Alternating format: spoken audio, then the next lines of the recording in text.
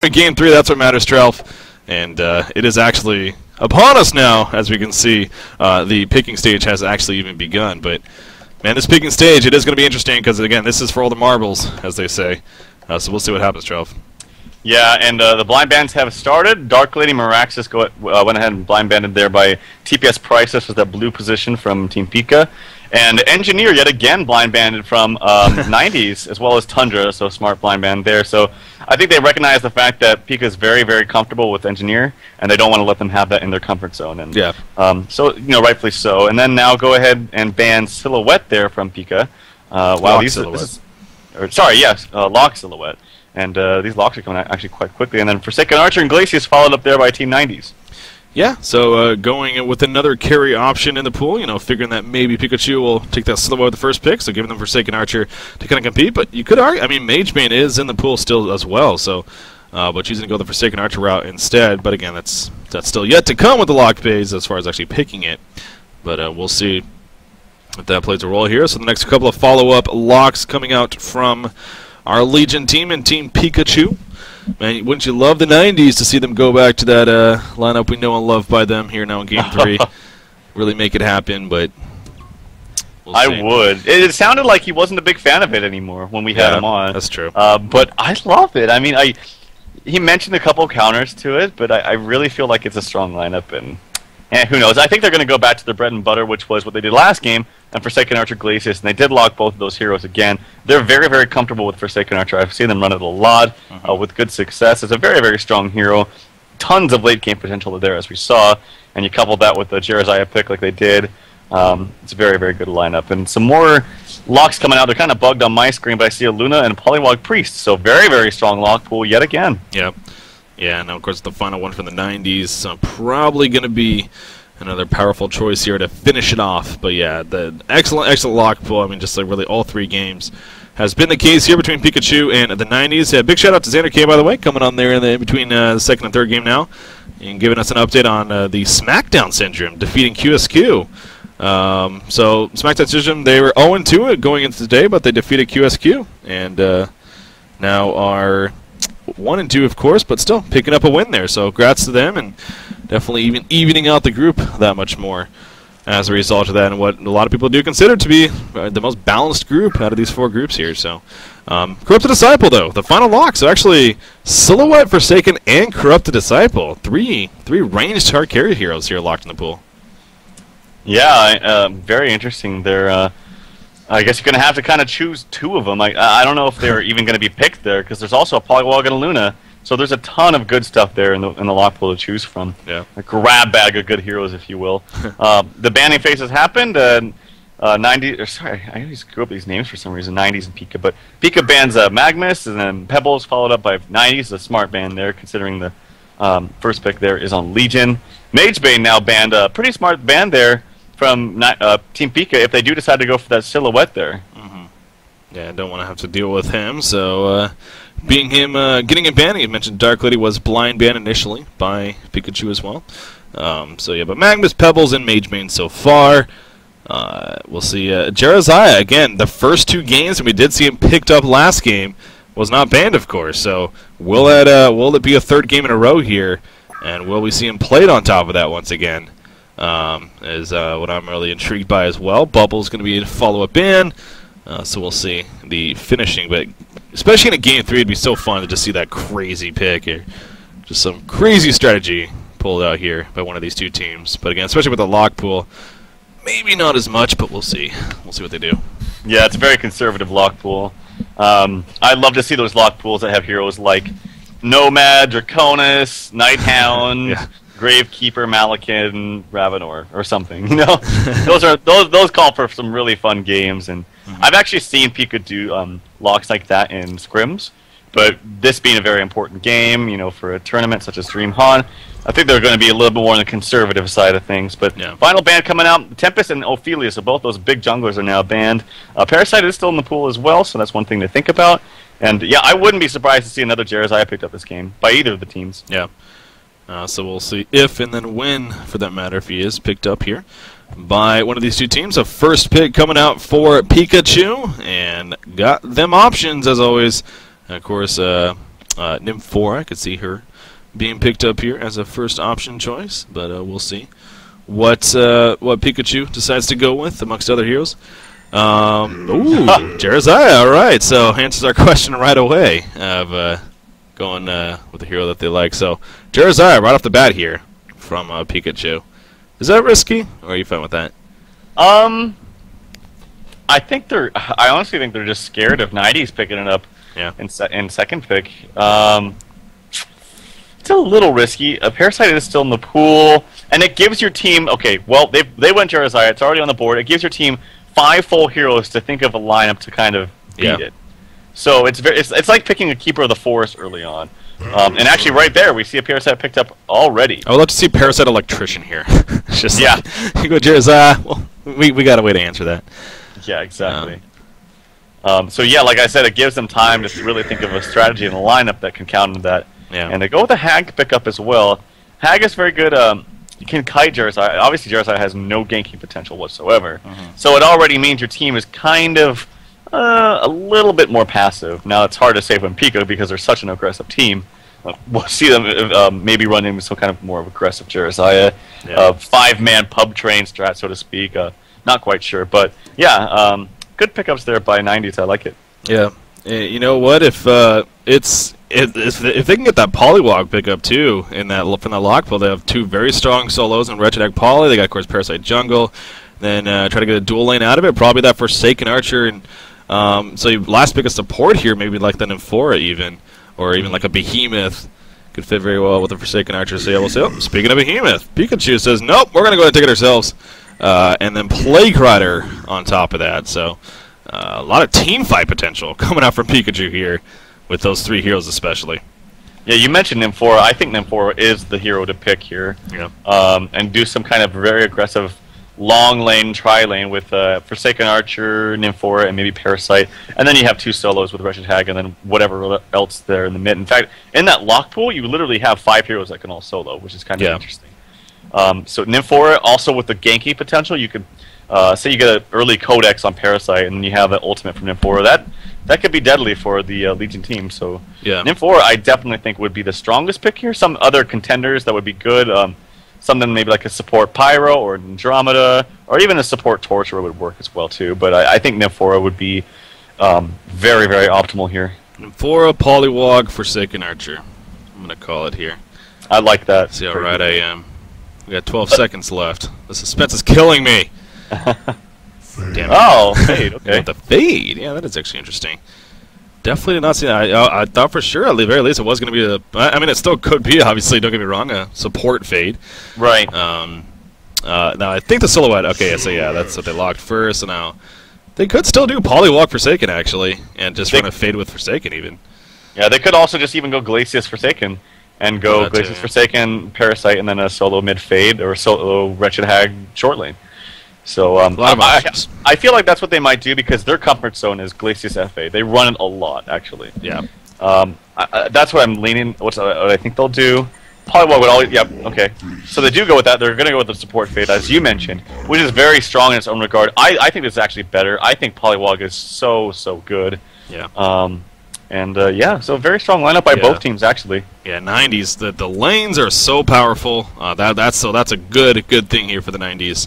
And Yolim, we'll see, depending on who they're going up against, we'll see if he gets off to a great start once again on that Forsaken Archer as he did last game, and obviously a big reason for their success. The final pick, though, it's pretty much going to be Glacius or Aluna. You'd highly doubt it's Corrupted Disciple to finish off here, so it's just whatever they feel is just better for the situation. Yeah, obviously I could see either one, so completely up to them. We got about 7 seconds left, and who do they feel should lane with perhaps that Silhouette? It is going to be a Glacius here. So yeah, I think, I don't know, actually. Are we going to see a Tri-Lane Silhouette, actually? I think so. I think that's their best bet, is to go Tri-Lane, short lane. It's kind of... It'd be silly if 90s didn't go a long lane, Tri-Lane. At least I think that's what they should do. Wretched Hag could go Suicide, but I think it's extremely weak. He does have the blink potential to get away, but it's very easy actually to catch him. That blink cooldown is very, very long at level 1, and with the stuns and the slows that you have, it'd be very easy to catch him off guard and find him and actually get a kill on him. So I think the most likely thing to do is the FA Tri-Lane bottom, and it'd be smart, as you said, to put that pseudo Tri-Lane bottom with Glacius, Behemoth, and Silhouette. Long lane Suicide Plague, and Book is actually playing that. I've seen him play Suicide Plague a lot, and he does it very, very well. And probably a solo mid Jeremiah. Yeah, and so sure enough, of course, going to pause here to start off the game, but it looks like you're right with the at least initial lane sets. We'll see, of course, depending on some scouting and whatnot going on.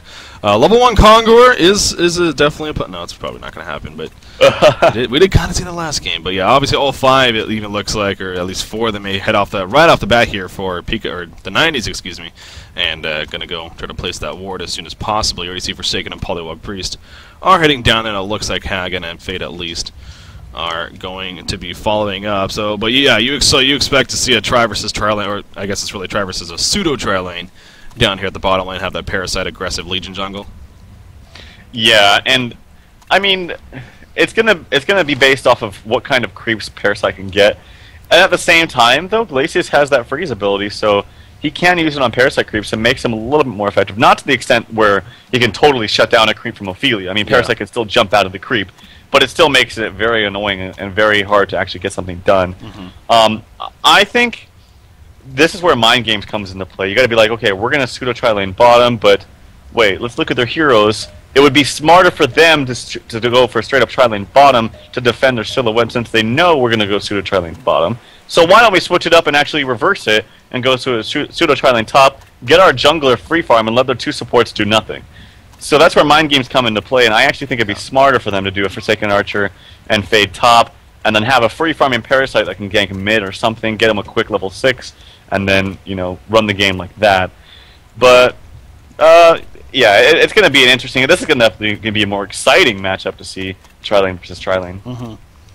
Yeah, and I think honestly I can argue for the first time too in the series, because I know the first and the second game it seems like we're leaning more towards one side. Even I mean, even the second we're leaning more towards the side of Pikachu. But of course we saw what happened. But this honestly, these 2 lineups are very, very powerful in their own right, and I really think this could be definitely our best game of the series, and for a fact of in the sense of most even between the 2 teams in the matchup that we have at hand. So definitely the makings of having a great finish here, at least in this series. But of course, you got to play it out and see what actually happens. The readies are given out, so we're going to be coming out of this pause now and let the games begin. So Tri-Lane going to continue heading towards the bottom lane, of course, from Team Pikachu. As far as the Hellborn side, I guess as expected, at least 4 of them heading bottom currently. You do have Parasite a little bit straggling, but he'll eventually join them, purchasing his Talisman of the Exile there.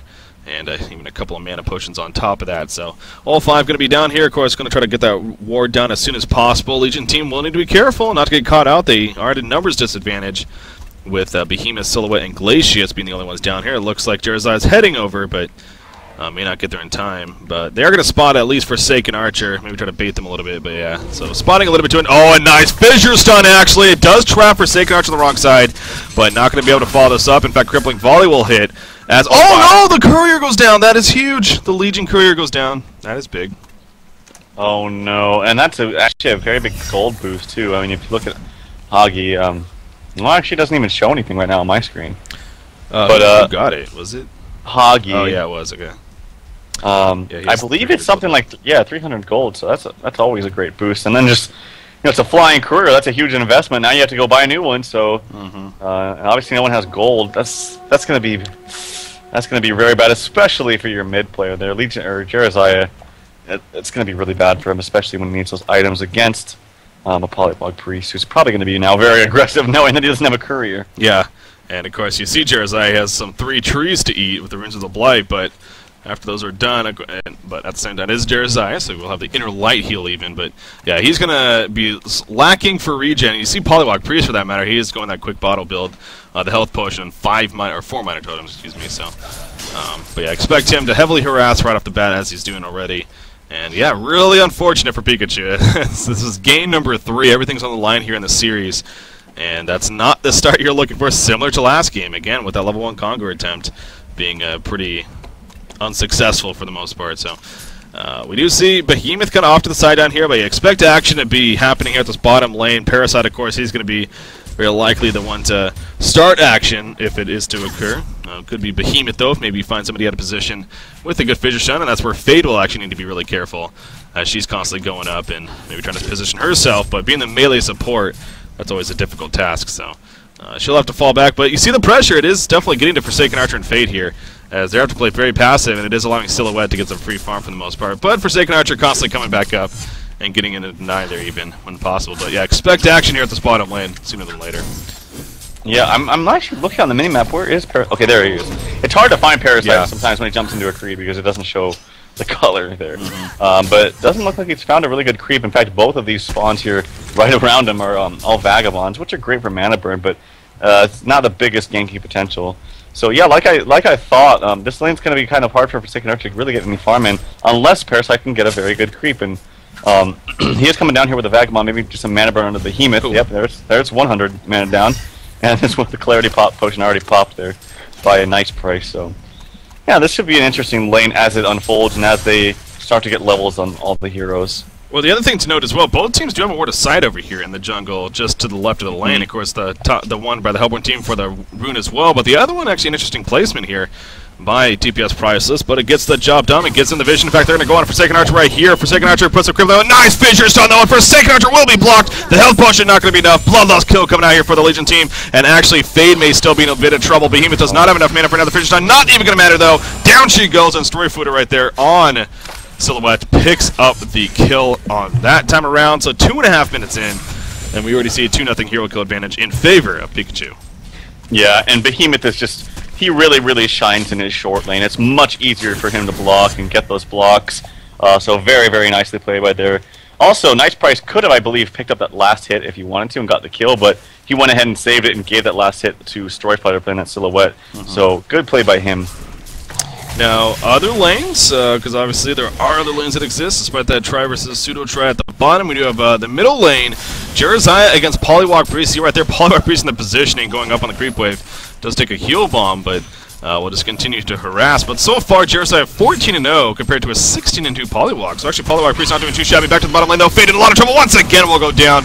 The Fissure Stun is causing a lot of issues. Glacius maybe dropping, but Health Potion going to be used. Parasite came in trying to finish him off. Not going to happen, though. But Forsaken Archer overstepping her boundaries, and now she's in a little bit of trouble. Good use of the mana battery. Will survive for now. Will Parasite be fine? Yes, he will as well. But the pressure continues big time here from Team Pikachu, and this lane has definitely already been won by them, no doubt here. So huge start here for Pikachu, but as I was just referring to in the middle lane, look at tank effect there on Jeremiah, nearly dying. But Jeremiah is holding his own, at least in creep farm here against Polywog Priest so far.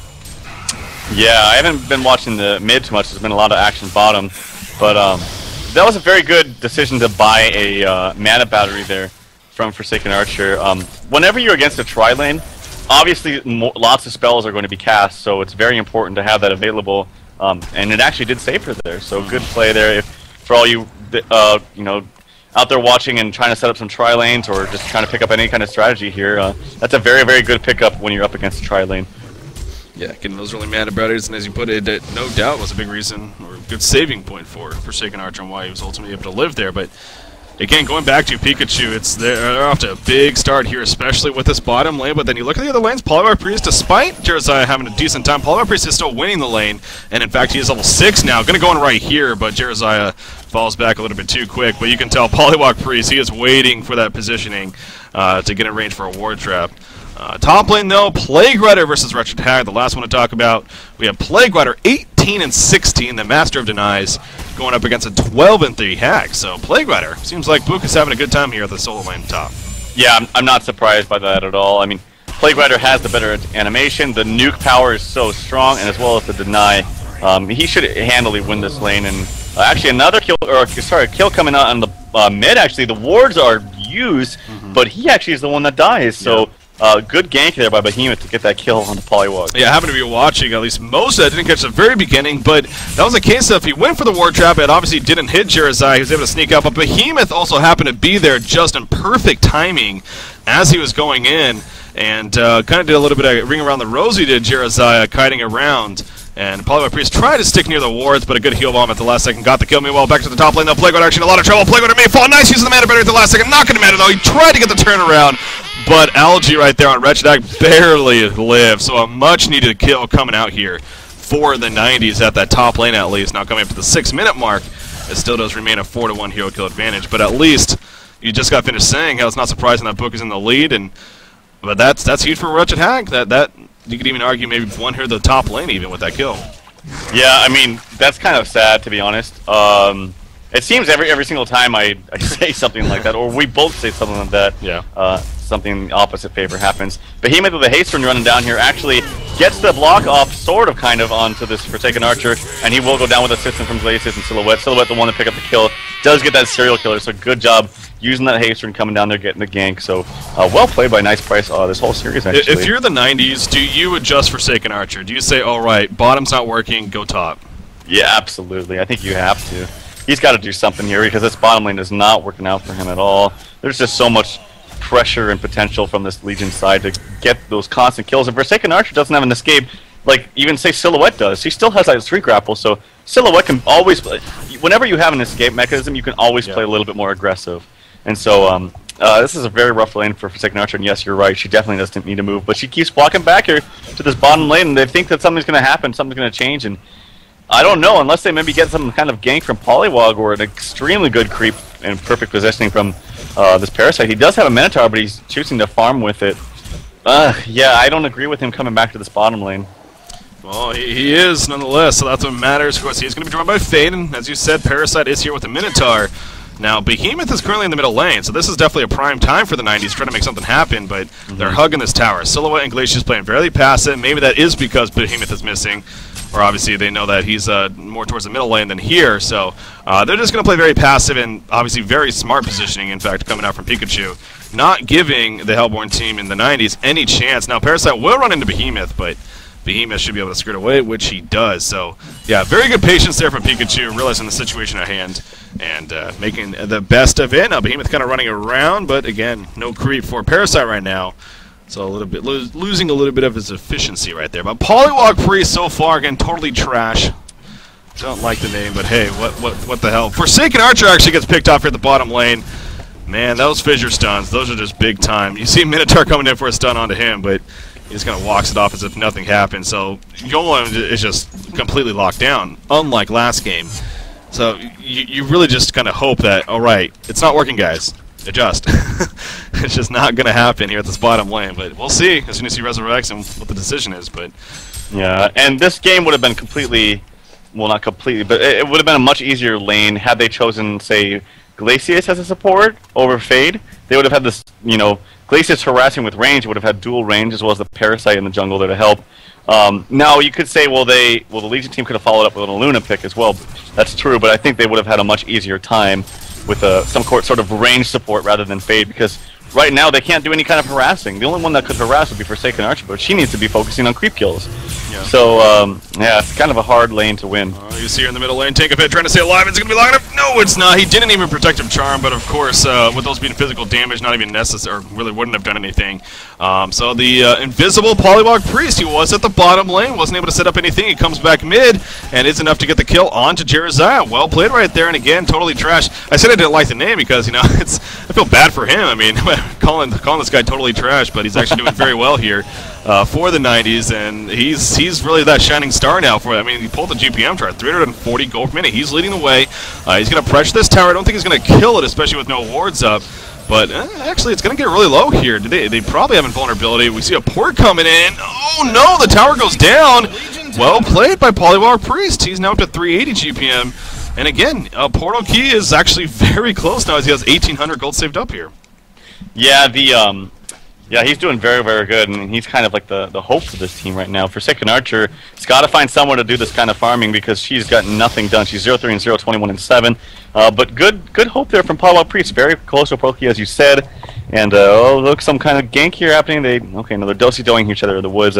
Regen bottled up there by Polywog Priest, and yeah, I mean, that's a sign of hope there for this Hellborn team. They are getting kind of under-leveled. There's a small experiencing gold deficit, but nothing too huge. Behemoth is getting caught out here. The Fisher Sun comes out, but he will live, and he does go ahead and pop that health potion. Now he's going to pursue back onto them. The aggression coming out from Silhouette as well as Glacius, and now Fade is going to die. Serial Killer coming out for TPS Prices, and now they're pursuing the Parasite. Does he have any aura stats in the... yeah, he has level 1 into the Righteous Aura for Jeremiah. stun coming out now on Parasite, and now he will go down. So just as I'm saying they had a little sign of hope, they die, 2 of them. That was ugly. Ugly, ugly, ugly. A Parasite and Fade against a Behemoth. You think that's a free kill, 100%. And they can't even do enough damage to get the kill. Again, not too surprising as early on visit and everything, but that's when you know things are bad here for the 90s. They were unsuccessful with the kill, and on top of that, adding the insult to the injury, they got completely turned around on. Silhouette came in and even got one of those kills. I mean, the only good news that came for that is Forsaken Archer was able to get a little bit of free farm at the bottom lane because everyone was missing during that time. But back to the bottom lane she goes, and obviously now Silhouette joining back in. Glacius is here, and so it's going to continue to be struggling for her. But we talked about this. Polywog Priest does have his portal key now. He has wards. He's coming to this bottom lane. They're going to try to set up something. Now, this is going to be big. If this is successful, then all of a sudden the 90s may have some more hope. But if it completely fails, then that could be even the game right there. So, are they actually going to try to do something? It doesn't look like it, but, man, you got to give so much credit to Pikachu. How passive they're playing now. Oh, we already see the Hex here on Silhouette. The War's coming on. Not a trap, though. Silhouette should be fine. The jump in from Polywog Priest playing very aggressive. Going to get turned around on with the Glacial down for. Parasite jumps in, trying to maybe kill Glacius. That's not going to happen, though. Behemoth's getting locked down by Fade, and that will be enough for the go. But that Plague coming out. Fade dropping quickly. Somehow still alive. In runs Jeremiah. Cannot get close enough for the kill, though. Parasite taking the heal bomb, and Parasite will fall. So the War's doing a little bit of damage here. But now the Wretched jumps in and she picks up the kill. Oh no, she missed actually. Missed it. She completely whiffed the bat blast. Down goes Forsaken Archer, and Wretched will just have to run away. Oh man. As I said, if it fails, it's gonna fail hard. And well, it did. Yeah, it's really hard when you're going into initiation against a hero that, like Jeremiah, and you don't get those immediate kills. You can expect turn potential to happen. That happens with a lot of tanky heroes or healing heroes like the Managed Shaman or Armadon or heroes like that. And oh no, that Bat Blast too, that was totally missed. And I feel like Wretched Hag needed to be there a little bit earlier, especially when you're in a deficit and you're trying to jump on a team like that. I feel like you got to have every single hero there ready to go and ready to burst down. So that's a very unfortunate. That just puts Legion in just an even better spot. Silhouette farming very well. She's 5-0-5, and look at this Behemoth. He's 0-1-9. Before that team fight, he did die early, so 2 of the kills that happened he couldn't have been involved in because he died. But before that, he was involved in every single kill, and it seems like, well, actually they do have a little sign of hope as the Hellborn team does get a tower there with assistance from Polywog. But this whole series, nice price, been playing very well and very active in all games. Yeah, and we mentioned his Ophelia play, I believe, was the first game. Fantastic job, just like last game, and now this game as well, Behemoth. So yeah, he's been MVP status again throughout this whole series, really. Bottom lane, wow, a lot of initiation actually taking place. We do see a couple of kills happening, a 1-for-1 exchange so far, as Nice Price goes down there on Behemoth. Glacius also looks like he may very likely fall, gonna try to get himself killed. Not gonna happen though, says LG. And LG on Wretched Hack will pick up the double tap, but as he's also talked about, Polywog Priest, again, the shining star here. He pushed the top tower, he's pressuring the secondary even a little bit there, and now he ports back to the middle lane. He's going to clean up the creep wave as Jeremiah was going for something. You see the portal key in from Polywog Priest, but the Protective Charm will keep Jeremiah alive for now. So I don't know, this is such an interesting game again, especially what happened at the bottom lane. Now you mentioned 6-0-5 Silhouette now.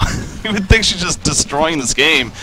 She isn't leading in GPM. That continues to remain in favor of Polywog Priest, and now she is farming 337 gold per minute, which by all means is great. Oh, she's going to get jumping in the Bat Blast. That Bat Blast won't miss, but the splitter from Silhouette, and Silhouette will live for now. In comes Parasite. They want this kill, but the Soul's Blessing, and Silhouette will stay alive. Wretched goes down. Forsaken Archer running away before she does, but wow, what team support there, and Silhouette making some big plays as well with that ultimate at first, splitting up, getting rid of the haunt on her. Oh, that was well played completely by the Legion team. They played, I mean, and the Hellborn team didn't even play that badly. They did exactly what they needed to. They used all their spells as quickly as they could on Silhouette, but Silhouette, using that split ability, was able to, as you said, take off the dot from the Hag Haunt there, as well as team support coming in, Legionnaire, or sorry, I always call him Legionnaire for some reason, but Jeremiah getting the heal off onto Silhouette as Parasite was trying to get the kill. So very, very good response there from the Legion side. Yeah, that was big, big, big. Jeremiah does have a level 2 aura. He is chasing Parasite now, and Parasite is going to get caught out. It looks like that's the person used, and there goes Behemoth with the Fissure Stone right on top to finish him off. Polywog Priest, so he wants revenge, and he'll get revenge. Actually, Algae comes in there and snipes the kill, which was pretty much guaranteed, but get the kill nonetheless. That's the big thing. And Wretched Hack is now 4-1-0, so again, improving in that sense. 257 gold per minute. and is definitely stepping up in her game. But as I was just mentioning before that, I mean, Silhouette 6-0-6 now. Doesn't her GPM really reflect that? I mean, she's only 300. I say only lightly, but the fact that she's not leading this game is actually a little bit surprising to me. Well, yeah, I think the reason for that is, yeah, she does have a lot of hero kills and a lot of assists. But because all of these hero kills and like little team fight skirmishes have been happening in her lane, yeah, she hasn't really had that much time to farm. Yeah. Because you know, she's been busy trying to do team fights and stuff this early on. So I'm not that surprised. Her CS is a little low. Yes, she's at 59, and it's 16 minutes. She should be close to like 100. As a, you know, as a hero like Silhouette, but she's been doing good, helping support her team in these team fights, and this is a very active game so far. It's 20 kills in 16 minutes, so yeah, I don't blame her. Oh, middle lane Plague even going to be used. Will it bounce back? Yes, it will. What a range there on the Plague. Wow. I don't know. That would have been close if that did not bounce back for Polywog Priest to get away, because it may have still gone down, but still, that's RNG definitely working in the favor there of the Legion team nonetheless, and a good job using the abilities between Behemoth and Plague Rider to get a kill on a Polywog Priest, again, who's been the kind of hope here for the 90s in terms of them actually staying in this game for now and having a chance to recover. But big kill right there, and all of a sudden his GPM is starting to drop in, well, for the first time I believe actually in this game at least, where it's meant something. Silhouette is now taking over as the goal per minute lead. She's now running 360, and again, don't expect it to slow down. She's, would guess, to be on her way to a Null Stone. She already has a sustainer finish with the Ghost Marchers and Ring of the Teacher to start here. So that was a big kill there in the middle lane happening, and Polywog Priest going to be resurrected. In fact, is already back up. But we'll see if he can still continue to do enough. I think aggressive play continues to be the name of the game here for the Hellborn team, and Wretched Hack not going to help things right here. We'll get caught out. Silhouette and Glacia's combo for the kill, but here comes a counter attempt from Polywog Priest. Level 2 wards are used. Silhouette, a lot of damage. In comes Parasite to guarantee it with the face hug leech combination. You see Jeremiah coming, but not nearly in time.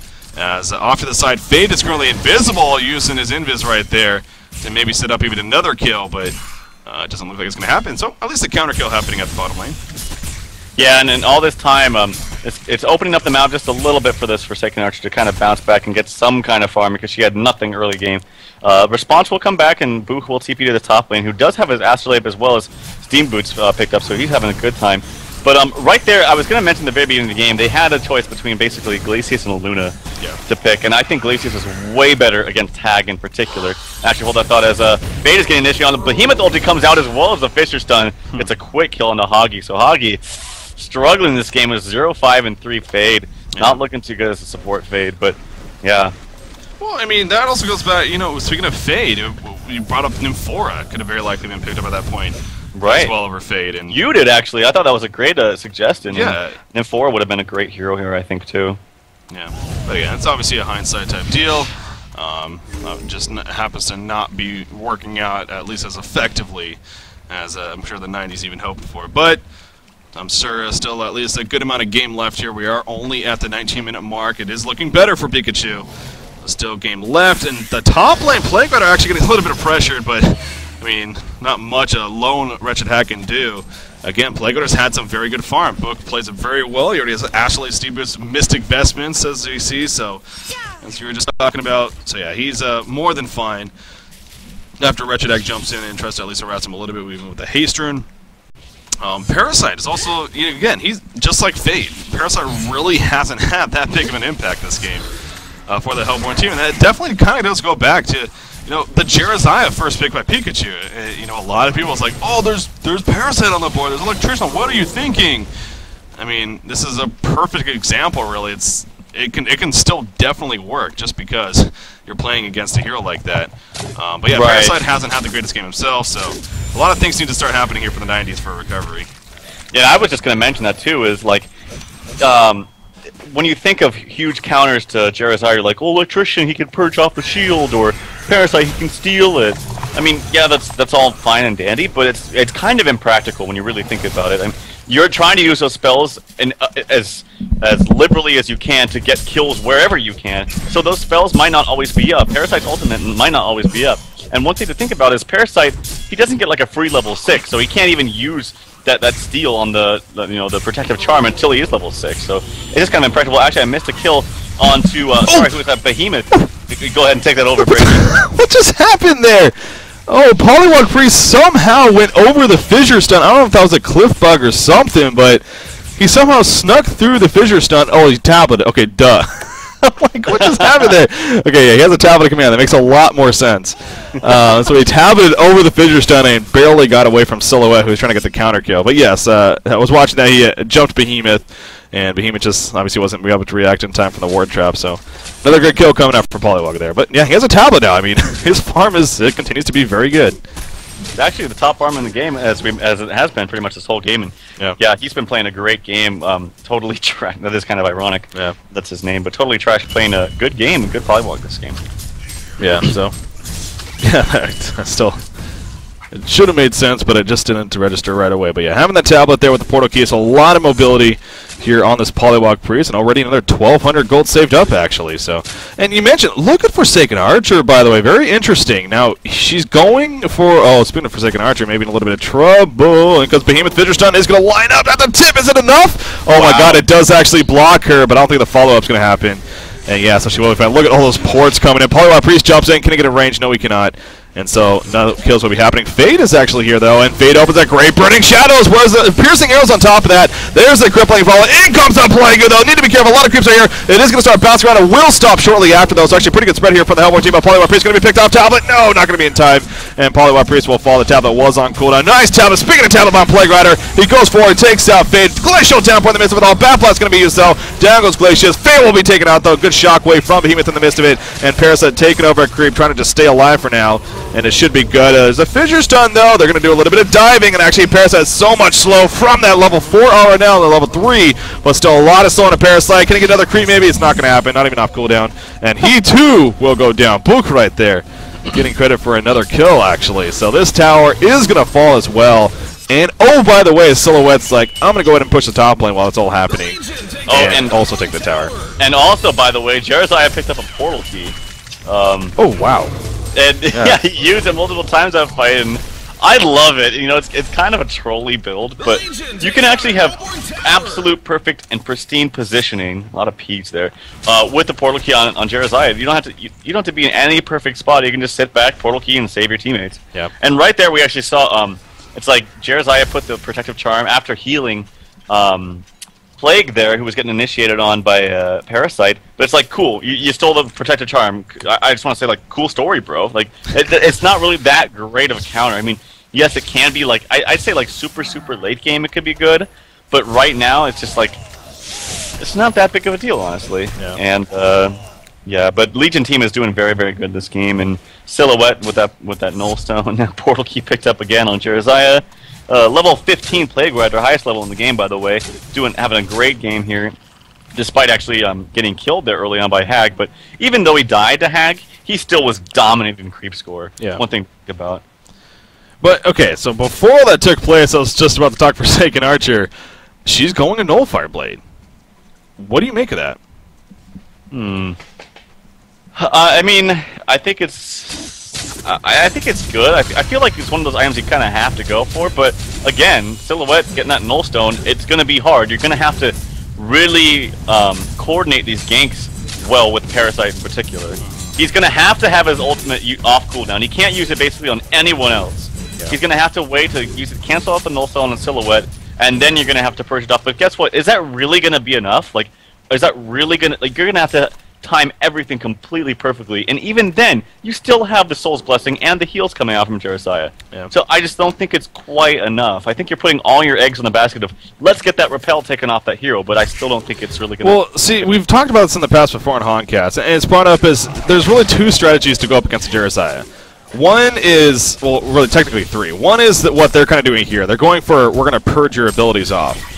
By the way, they gank on the Polywog Priest at the top lane. Obviously, a huge kill there from the Legion team, and now they're going to massively push it at the top side. We'll see how successful this is. But so one's to purge everything off like they're doing here.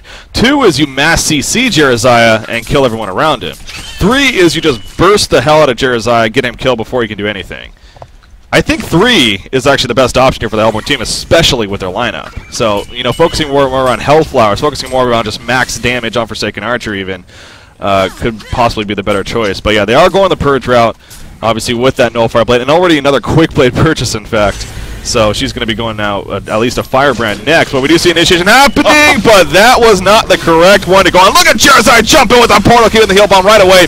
Forsaken Archer actually in a lot of trouble. There's the Soul's Blessing now. It is purged off on top of Charizard, but Forsaken Archer taken out. She got the piercing arrows, but the most awkward angle ever. Not going to really do much. Down goes, well, Fade barely getting away, and everyone's still alive for the leading team. And again, Plague Rider isn't even here. He's pushing the freaking bottom lane while all this is happening. We do have a port in for Polywop Priest. The Polywop Priest is going to catch him, actually. The words come out. Are we going to see a tongue tat in time? Where's the tongue tat? A little bit late right there. And it is going to be enough for the kill, though, nonetheless, as Wretched Hag comes in. So at least they kill Plague Rider at the bottom lane. But still, look at this push still going up top here. Pikachu looking strong right now. Yeah, they're looking really strong. And I think actually he might have been able to get away had Hag not, came in and used his assistance there. He did have a push book up and ready. And the nuke from Hag kind of sealed the deal, though, to help get the kill. But you're talking about ways to counter Charizard, and really only one of those works, and it's you have to kill Charizard. That's the only way you can really do it. Yeah. And that's what makes it so annoying about the hero, and it's like as people call him, a cheesy hero, is it's kind of a brainless strategy. Not to discredit anything that Pika's doing. They're playing this series and this game very, very well. But all you do with Charizard, honestly, is you sit in the back and you just wait. And especially with him having a portal key. I was going to say, in this case. Yeah, especially with him having a portal key, and he's even gone a more tanky route. He's finished a full Shaman's Headdress, probably going to be a Barrier Idol in the near future. I mean, so he's tanky in his own regard, so he can sit so friggin' far back, especially with that portal key, and just wait, and they can't do anything about it. They go on any other hero, he's going to come in and support that. And if you try to go on Charizard, well, he's probably going to be way too far back for you to even find him, so that's out the window now. Yeah. It's just a really, really hard hero to play against. Bottom lane, Forsaken Archer in a lot of trouble here, getting stunned, trying to survive through this. Silhouette is here as well, of course. Down goes Behemoth, actually, as Fade is here to combo, but Forsaken Archer will end up falling as Silhouette gets the kill and then immediately ports out with the illusion. So definitely an exchange. That Pikachu will take every day of the week. Middle lane also being pushed in the meantime, so just a lot of just good spread play here from Pikachu. It seems like whenever they get a kill somewhere or push somewhere, they're also doing something elsewhere in another lane.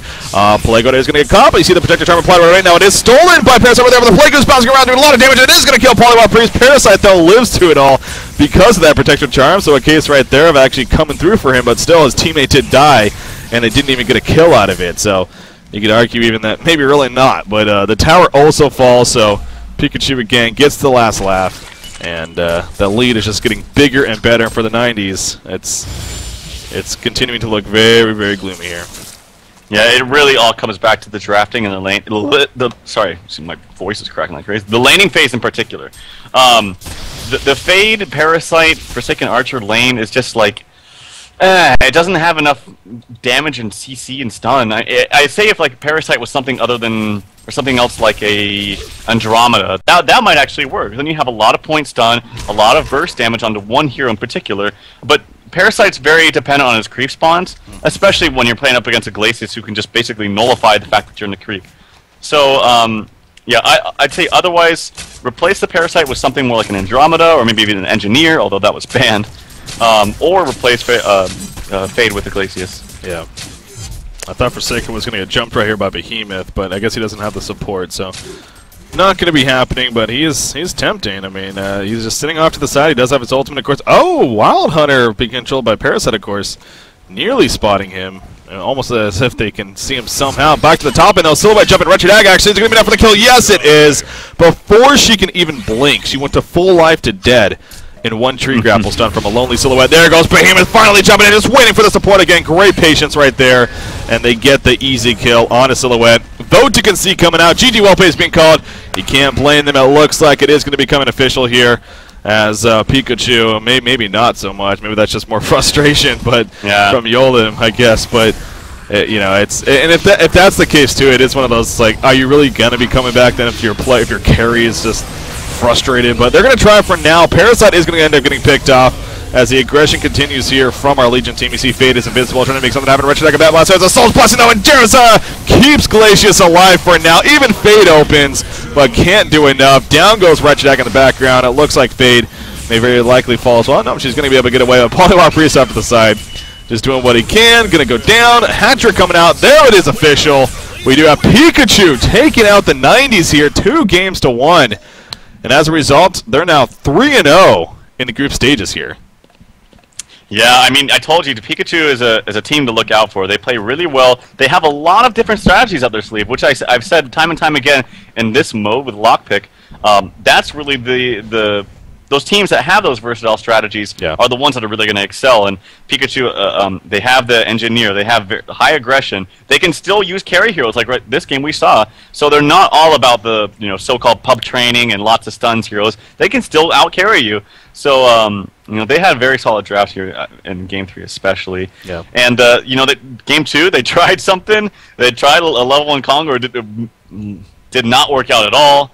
But props to them for trying something new, and it failed, and I'm sure they learned from it. But Team Pikachu takes the series, and very well played by them. Yeah, again, so I'm sure they're definitely on a high right now after a big victory like this, of course, defeating what was the 90s here. And at the other point of it, I mean, you got the 90s who are now 1-2. They're off to a 1-2 start here. Again, a lot of people consider this to be the most even, most balanced group even, and off to a 1-2 start. Not the greatest start here for the 90s. I know a lot of people. One of the more popular teams, with that said, still in this group, especially all the Q squads, and you got SmackDown, Sidrum, UNZ, and everyone else. So, but that's going to be a struggling start for them. But for Pikachu, on the other hand, again, they're definitely on a high right now. Very, very good start for them. 3 big wins.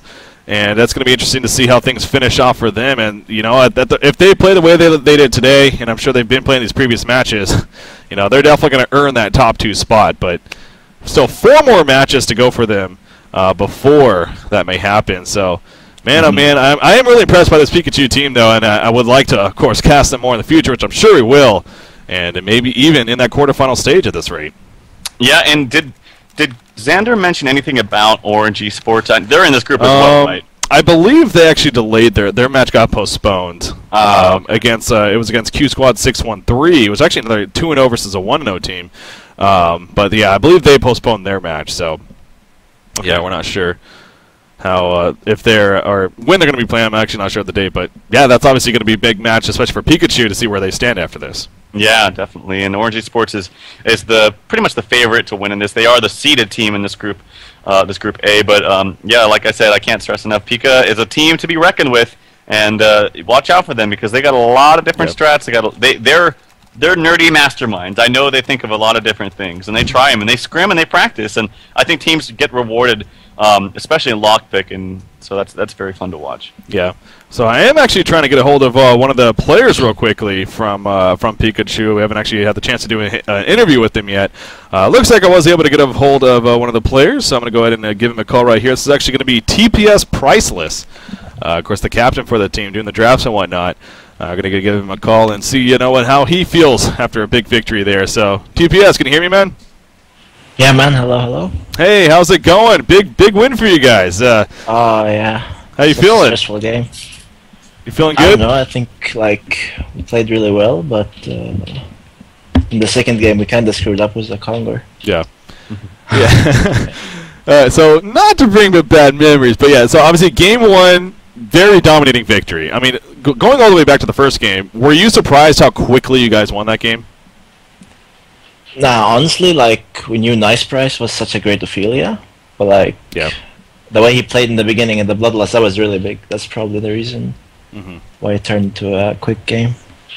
Yeah, we definitely give him a lot of credit on the cast. He did fantastic, not only in that game, but actually through the whole series. He actually had a great day here for you guys here today. Big reason for your success. So you win the first game, very dominating. Tralf and I are talking going to game 2. This could be a quick series. Now, game 2 happened, and it didn't go as well for you guys. I mean, do you think that was just more on your part, or do you feel that the 90s actually just played better in game 2? I think in the second game, since we had a win already, we wanted to try something to show the fans something new. But so our picks was more around Kong than the whole game in general. Yeah. So we kind of screwed up when we died at Kong. That was a very interesting Congra lineup, actually. We were talking about that. Have you guys practiced that before with that kind of lineup? Yeah, we actually tried it just today. The Andrew was the newest addition where she just gives 12 base damage at level 1 to the whole team, and it works really great. Yeah. Obviously that didn't work out. Hammerstorm ended up dying, and then it's well, this sucks.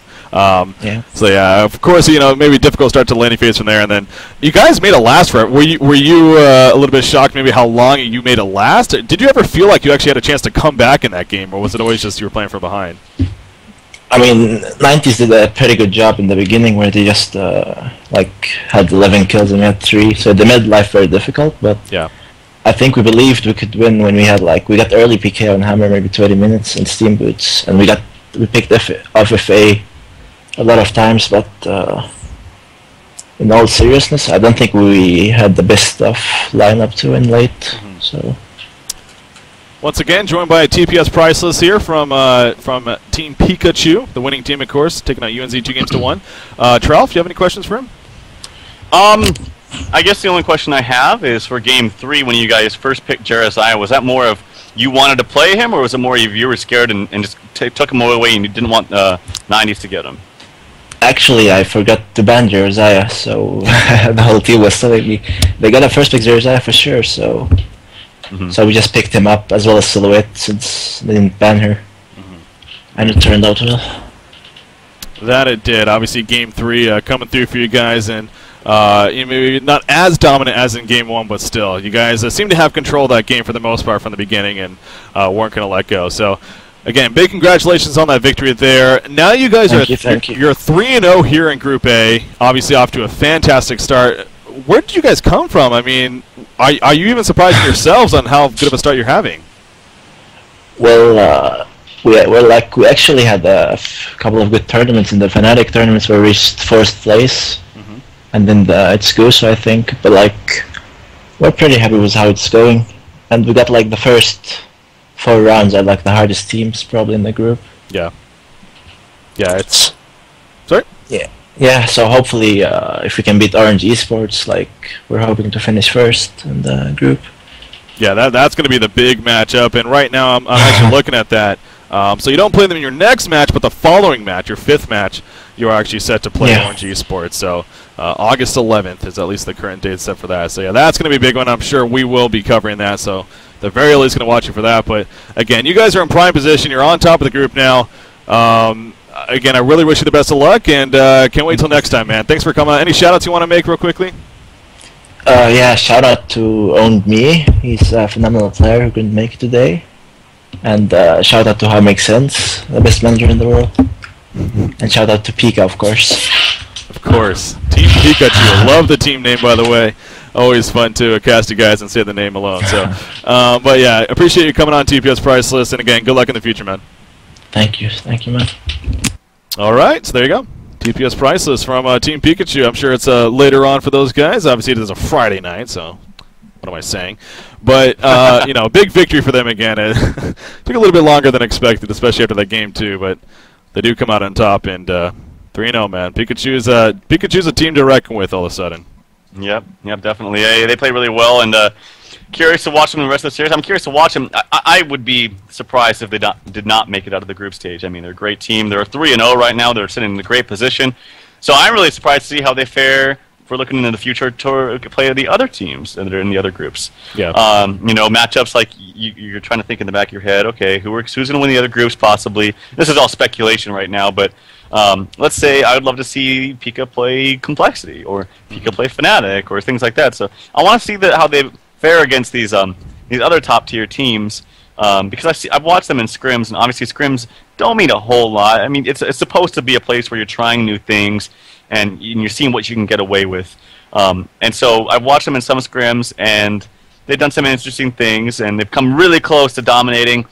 But I think in serious matches, they'll, except for the Game 2, like he said, he tried something new with the Kong, or they'll take it a little bit more seriously, and they'll really buckle down because they're all great players, and I hope the best for them. And Team 90s, not out of it just yet, and they're still strong, but they have a lot of things to learn, and I hope they learn from these matches. Yeah, that's a great point to bring up again. So 4 more matches for them, so 1 and 2 start, but finish off strong, and maybe things can change around. But man, that match against Orange Esports with Pikachu versus Orange Esports, that will be a lot of fun. So can't wait to cast that again. It's set for August 11th, pending some reschedules, but look forward to that. But on that note, tomorrow, guys, just like every day lately, we're coming right back at you. We got a Group B matchup, which is actually, at least we're hoping to cast this match. I was informed today there is a chance that it could be postponed.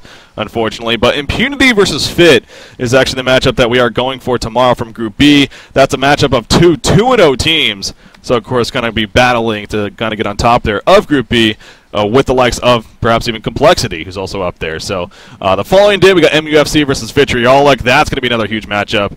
And then, of course, on the 6th, that's actually Sunday.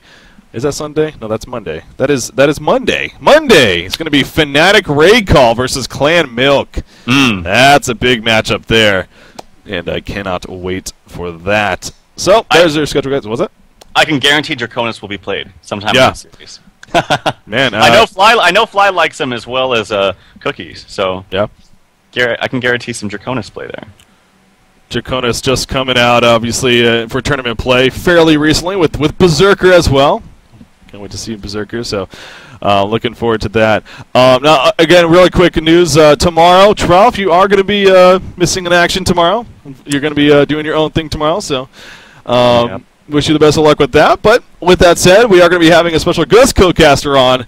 We're set to have the one, the only Phil the Thrill is going to be joining myself as to replace Troufmador for a day. He can only do it for a day, though. Let's be honest, he can't do longer. But no, but of course, I'll look forward to having him on and casting tomorrow. But so that should be a lot of fun in tomorrow's matches. So obviously, again, look forward to that, guys. Yeah, as far as that's concerned, though, I mean, that wraps it up for today. We actually had a hell of a series, 3-game series. Always fun to get those. Again, big congratulations to Pikachu taking it 2-1. Troufmador, any final word from you? No, just well played again. And again, watch out for Team Pikachu. They are a force to be reckoned with. They're good players. Don't take them lightly. Yeah, that's a scary team, man. And looking forward to seeing how things finish off for them. So, Group B tomorrow, guys, 12 p.m. Pacific, 3 p.m. Eastern, 2100 Central European Time. Once again, I'm Breaking CPK. Joining me, Troufmador, as well as a big shout-out to Matt Klein, our producer over there in the producer room. Thanks for tuning in, guys. Had a lot of fun, as always. Shout-out to you guys, community, for tuning in. Thought you guys wouldn't be doing this in the first place. See you tomorrow. Stay classy.